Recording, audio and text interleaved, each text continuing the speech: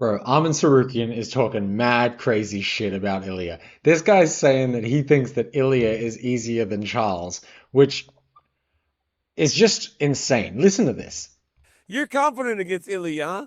It's hard though because I he's mean, undefeated. I would when the fight started, I wanted to Topuria win because for me it's easier to fight Topuria than Oliveira Wait, for my wait. I don't style. understand that though. I don't understand.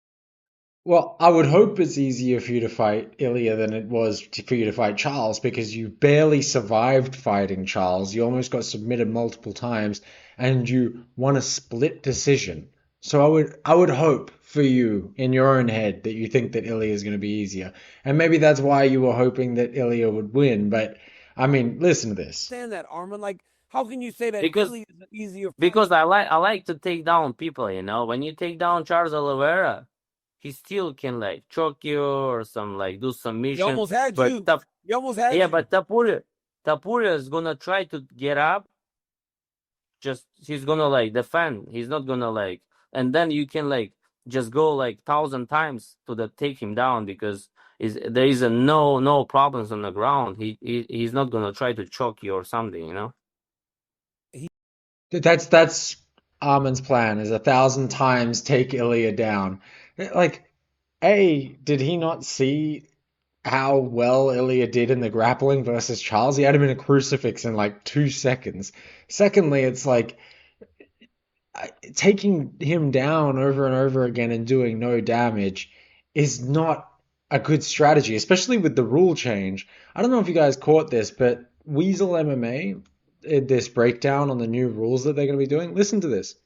So, and just quickly to define, like successful striking, successful grappling that he's about to talk about, it's like all to do with damage. Everything's damage. They just clearly define damage more, but I'll pick it up from there. The round. So absolutely cannot determine even a marginal advantage in either successful striking or successful grappling. Then they go to aggressiveness. This means it has to be absolutely equal from their eyes. Same as before. Aggressiveness is defined as consistent offensive effort, and then fighting area control is defined as dictating the pace, place, and position that the bout is contested. Hold on now. Are these two scored at the same time? Because it doesn't say that aggressiveness.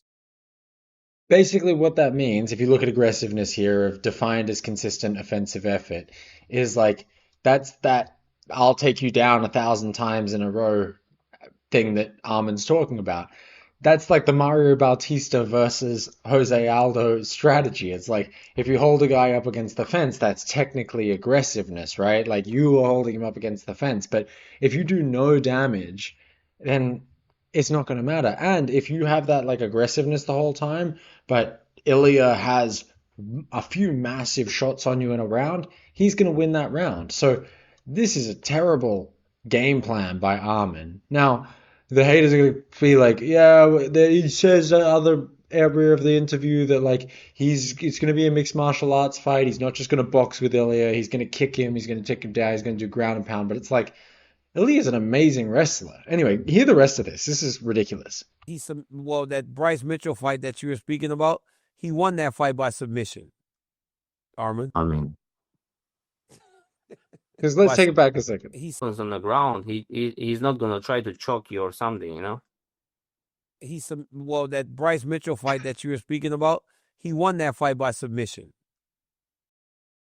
This guy's fucking so dumb. He doesn't even know what he's talking about. DC has to be like, dude, shut the fuck up. You know? And check this. You want to see the most ridiculous thing? This is Ilia Topuria's record. He has more submission wins than he does knockout wins. He has more submission wins than any other type of win that he's had. It's like, what are you talking? And Bryce Mitchell, okay, maybe he's not the best fighter in the world, but he is a good submission specialist. And he submitted Bryce in an arm triangle choke. If you go to the start of his career before he started learning how to strike, it's like triangle choke off the bottom, rear naked choke, guillotine, anaconda, triangle straight armbar.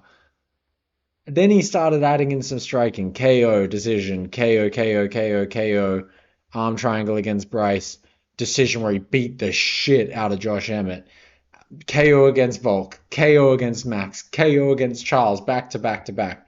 It's like, Armin, what are you going to do against Ilia, seriously, other than try and take him down 1,000 times. Now, Arman also talks about the fact that it's going to tire him out, but Arman. I mean, Bryce Mitchell. Bryce Mitchell. Bryce Mitchell. He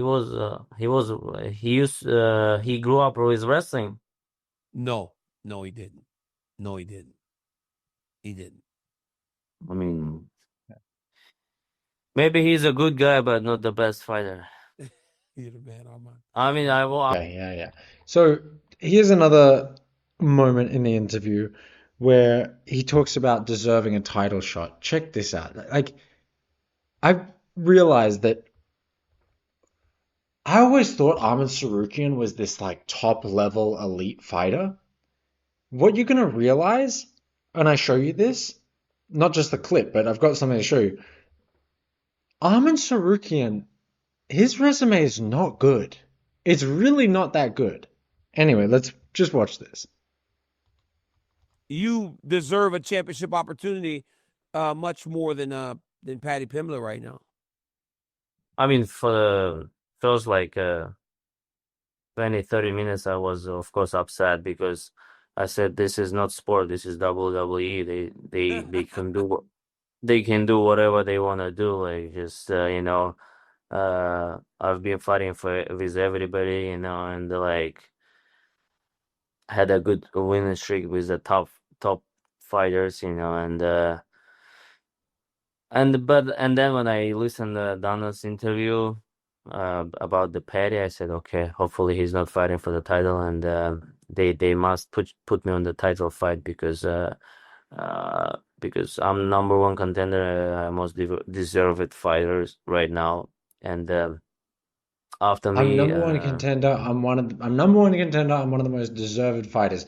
Guys, this is actually why I fucking hate the UFC rankings. Because, yeah, look, this is the UFC rankings, and technically, Arman is the number one contender outside of Islam, right? But why is he the number one contender? Okay, because he beat Charles. Okay, he beat Charles.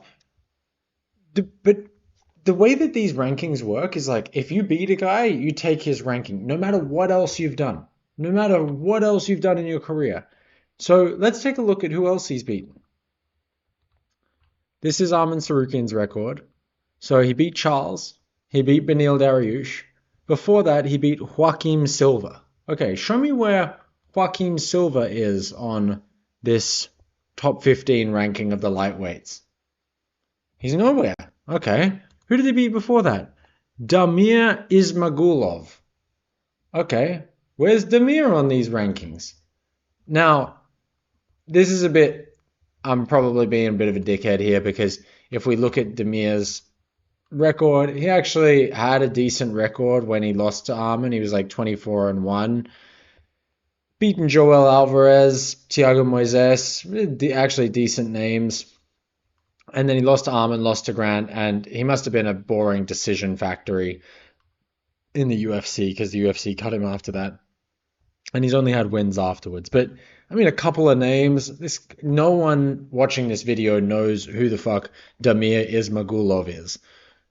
It sounds like a joke name. It sounds like you're like tricking your friend into saying like, suck my dick or something like that.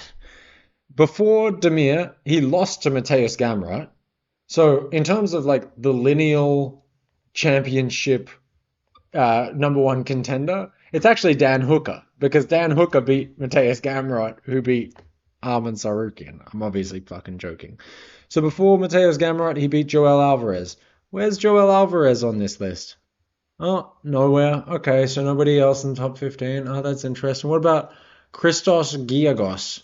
Or Matt Frivola? Or Davi Ramos? Or Oliver Albin Mercier? And then other than that, lost to Islam. Who have you beat? You beat Charles Oliveira in a split decision and you knocked out Beneil Dariush. Okay.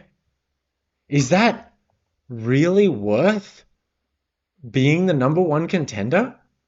Is that a better resume than Justin Gaethje, Dustin Poirier, Dan Hooker? I don't even really like Dustin Poirier, Mateus Gamrot even, like, Mateus Gamrot probably has more high-level wins.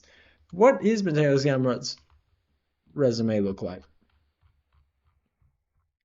Mateus Gamrot's beaten Ludovic Klein, Rafael dos Anjos, Rafael Fiziev, Jalen Turner, Arman Tsarukyan, Carlos Diego Ferreira, Jeremy Stevens. Like, these are actual names. Arman has beaten fucking nobody. Honestly, as I was going through this, it actually made me realize that, like, maybe Gaethje is right. Maybe Gaethje does actually deserve a title shot more than Arman Tsarukyan. He beat Dan Hooker. He beat Fiziev a couple times. Who else did? Fucking, I'm not going to get into it. But Justin has a legitimate claim when you factor in that Arman Tsarukyan has no real wins under his belt.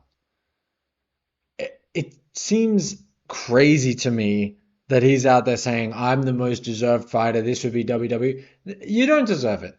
Honestly, you should fight Paddy, the baddie, and that should be a number one contender. Or Justin and Paddy should fight, and that should be a number one contender. Whatever, right? Like, it's crazy. One other thing I wanted to show you from this was when he said that he watched his first fight, 11:50.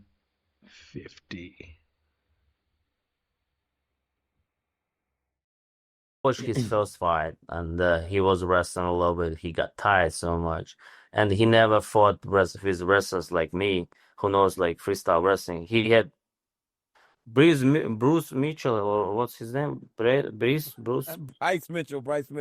Bryce Mitchell as the worst. He's the worst fighter in 145. He took him down and like hold him like with the crazy from the crazy position. He got his single leg, and he took him down like, I mean, and he couldn't escape like 1 minute. He was pulling the guard. If you're good on the ground, you never pull guard. You're just trying to Right. sweep So or like look, get out. we're done. I'm done with this fucking idiot.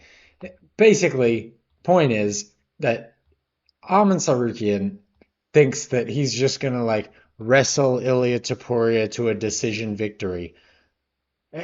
It's not gonna happen, man. And you have no resume to show that you're even capable of that. Charles almost submitted you a couple of times in your fight. You barely won a split decision against him. Beneil Dariush, you knocked out. Great. Ilia has just knocked out Volk, Max Holloway, and then fucking Charles Oliveira back to back to back.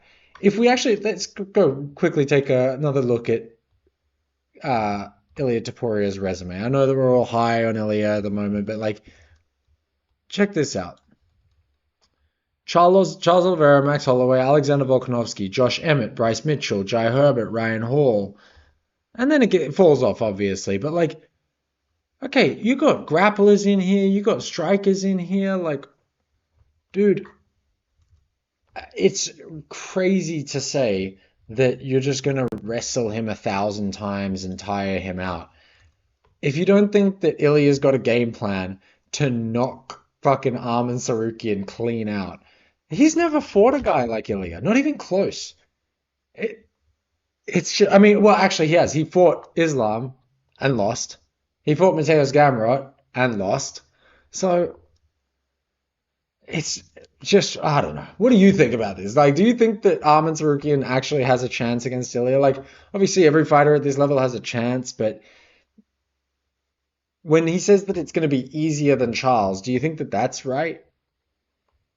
And what do you think about the rankings? Honestly, looking at this just made me hate the rankings all over again, because this idea that like you beat the number one guy and now you're the number one contender and everybody else who has a stronger resume than you just gets pushed down underneath you really does not take into account the body of work of a fighter. I feel like they really need to do something about this ranking situation, because I mean, you saw the same thing with like O'Malley when he beat Peter Yan. You see it all the time. These guys will just like leapfrog a ton of the competition, even though there's other guys who have been in that top 5, top 10 that have fought everybody else, had a bunch of really good wins, built up a career, and then get overshadowed because you got a really good opportunistic fight against the number one guy and happen to win it by split decision, that makes you the number one contender? That makes you the most deserved fighter for the title? Fuck me, man. Anyway, tell me what you think. Like, subscribe. See ya.